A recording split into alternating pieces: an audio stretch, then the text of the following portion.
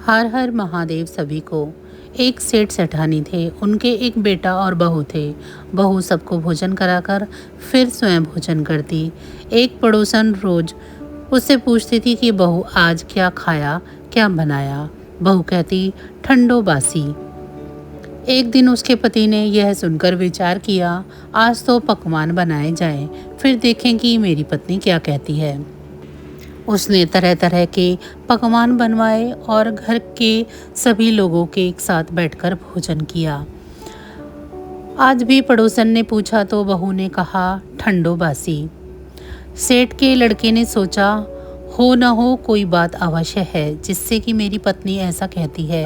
उसने पत्नी से पूछा कि तुम रोज ठंडो बासी खाया ऐसा क्यों कहती हो, जबकि अपन सब ने एक साथ बैठकर कई तरह के पकवान खाए। उसकी पत्नी बोली, अपन जो खा रहे हैं वह बाप बूढ़ों की कमाई है। जिस दिन आप कमा कर लाओगे उस दिन मैं समझूंगी कि ताज़ा भोजन कर रहे हैं। अब एक दिन लड़के ने माँ से कहा, मैं बड़े शहर में कमाई करने जा रहा हूँ। माँ बोली, बेटा अपने पास इतना सारा धन है कि खाया नहीं खुटेगा। माँ के मना करने पर भी बेटे ने स्वयं कमाने का दृढ़ निश्चय किया और जाते समय पत्नी से कहा, मैं जब तक कमाकर बहुत सा धन लेकर ना आ जाऊं तुम चूल्हे की आग मत बुझने देना।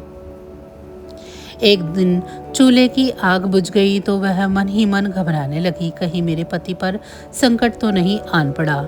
जल्दी से पड़ोस से आग लाकर चूल्हे में रख दी।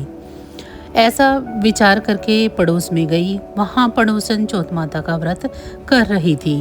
पड़ोसन ने कहा, थोड़ी देर में आकर ले जाना। बहू ने पड़ोसन से पूछा, आप यह क्या व्रत कर रही हैं, इसके करने से क्या होता है। पड़ोसन ने कहा, चौथ माता के इस व्रत को करने से अन्न लक्ष्मी मिले और अपनी मनोकामना पूर्ण हो। अब बहू भी चौथ माता का व्रत करने लगी। दीवार पर चौथ माता की तस्वीर बनाई। उस दिन घी गुड़ का चूरमा बनाकर रात्रि को चंद्रमा को अर्घ्य देकर भोजन करती। ऐसा करते करते बहुत दिन बीत गए। चौथ माता ने उस बहू के पति को स्वप्न में कहा कि साहूकार का बेटा तू जागे कि सोवे, तेरी पत्नी बहुत याद कर रही है, घर जाकर उसकी चिंता मिटा। तू दुकान खोलकर कुंकू केसर का पगला बना के बैठ जाना। आज तेरा हिसाब किताब चुकता हो जाएगा। अब तो चौथ माता ने जैसा कहा वैसा ही हुआ।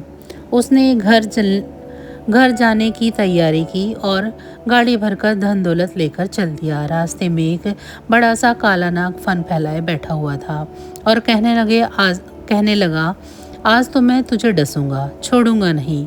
आज तेरी आयु पूरी हो गई। सेठ के लड़के ने कहा, आज चौथ माता ने मुझे स्वप्न में दर्शन दिए हैं कि मेरी पत्नी से मिलने मैं घर जा रहा हूँ। वहाँ मेरी पत्नी बहुत चिंता कर रही है। मैं उससे मिलकर ज़रूर आऊँगा, तब तुम मुझे डस लेना। नाग ने कहा, तुम शपथपूर्वक कहकर जाओ तो मैं तुम्हें जाने दूंगा, परंतु लौट कर नहीं आए तो तुम्हारे घर आकर तुम्हें डस लूँगा। इस प्रकार सांप को वचन देकर वह अपने घर पहुंचा। वहां सभी से हंसी खुशी से मिला और भोजन करने के बाद उदास होकर बैठ गया। उसकी पत्नी ने उदास होने का कारण पूछा तो पति ने काले नाग वाली बात उसे बतला दी। यदि मैं उसके पास नहीं जाऊंगा तो वह घर आकर मुझे डस लेगा। पत्नी बहुत चतुर थी। उसने कहा कि आप घबराओ नहीं, लेट जाओ, मैं इसका उपाय करती हूँ। पत्नी ने कमरे में 7 पेड़ी धोई। पहली पेड़ी पर रेत, दूसरी पर इत्र, तीसरी पर गुलाल फूल, चौथी पर कुंकू केसर, 5वीं पर लड्डू पेड़ा, 6ठी पर गादी गलीचा और 7वीं पेड़ी पर दूध का कटोरा भरकर रख दिया। इस प्रकार 7 ही पेड़ी सजाकर बैठ गई। आधी रात होते ही नाग आकर पेड़ी चढ़ने लगा। पेड़ी पर रेत में लौट गया और कहने लगा कि सेठ की बहू ने आराम तो बहुत दिया, पर वचनों से बंद कर आया हूँ तो डसूंगा अवश्य ही। इसी प्रकार 7वीं सातों पैड़ियों पर नाग आराम करता हुआ कहता हुआ कि डसूंगा ज़रूर। कमरे में जाने वाला ही था कि चौथ माता ने विचार किया कि मैं इसे नहीं बचाऊंगी तो संसार में धर्म कर्म और व्रत पूजन कौन मानेगा। अब तो गणेश जी, चंद्रमा जी और चौथ माता ने उसे बचाने का विचार किया। चंद्रमा जी ने उजाला किया, चौथ माता ढाल बनकर बैठी और गणेश जी ने तलवार लेकर नाग को मार दिया और ढाल से ढक दिया। अब बहू भी थकी हारी सो गई। दिन उगा तो लोग बेटे से मिलने आए, परंतु बेटा बहू तो उठे ही नहीं थे। बहुत देर हो गई तो माँ उन्हें उठाने गई। माँ ने सातों पैड़ियों पर जो कुछ देखा वह घबराई और बेटा बहू को आवाज़ लगाई।